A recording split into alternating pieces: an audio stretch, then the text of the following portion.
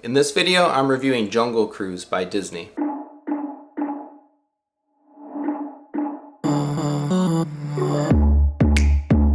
Another family movie pick had us watching Jungle Cruise by Disney. My daughter was really itching to see this one, although we were a little unsure given the rating and my son's age. But after consulting Common Sense Media and considering that he was okay going through all the Jumanji series, we went ahead with all of us watching anyway. Jungle Cruise adapts the classic Disney theme park attraction with expanded mythos and tells a story about a precious tree petal in the Amazon able to cure and sustain life that a number of good and bad forces are seeking for various purposes. It was a pretty fun romp, and as we thought, very much like the inside the video game portion of the Jumanji movies, particularly with The Rock's starring role. And I'm a longtime wrestling fan, so to me, Dwayne Johnson just oozes charisma, and I'm an easy mark for stuff that he's in.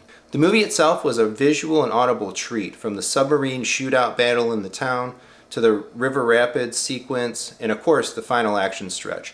There was a lot going on the screen and around the room as well. I saw it noted elsewhere the interesting way they challenged the presentation of women for the movie setting, given it was set in the early 1900s, and I thought that was well done. They basically framed the stupidity of the way women were diminished in society for the real stupidity that it was, while of course casting Emily Blunt as a woman in a starring role. And in her character case, she was just smarter as a character than the silliness of the time. All really well done. So this was of course a home theater movie, but we did opt for iTunes here. The movie, as of our watching, was still premium access on Disney Plus, and there's no way I was going to pay $30 to rent a movie when I did pay $30 just to buy it for my library. So Disney Plus was out. Note though, I think it is coming to general Disney Plus streaming later on or coming up in November. This was also another last minute movie decision for the family, so buying it ad hoc in Kaleidescape and waiting the download time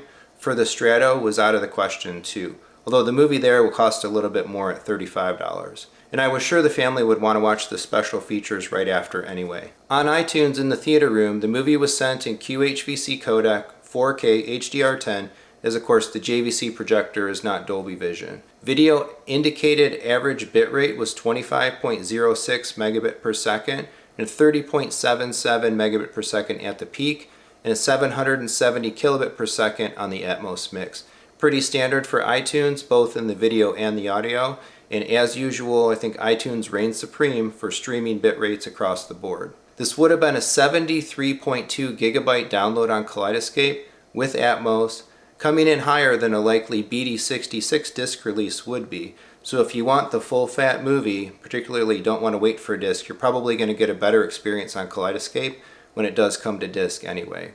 The movie looked and sounded great overall to me. Maybe a few indoor scenes felt slightly soft in my mind, but perhaps not if I actually had the Kaleidescape or a disc to compare A to B. The audio required the usual turn up for streaming and for Disney. I think we ran this one pretty hot, down around -6 dB, although I did have the remote in my hand through a lot of the movie and needed to do the make it quieter or make it louder, depending on the scenes and what was going on in the movie at the time. But in the end, Jungle Cruise, thumbs up from me, fun action, great cast, big set pieces, and a good summer romp. I don't have any special affinity for the Disney park ride, having never been there, but the movie was enjoyable nonetheless. Thanks for watching. Please like and subscribe for more.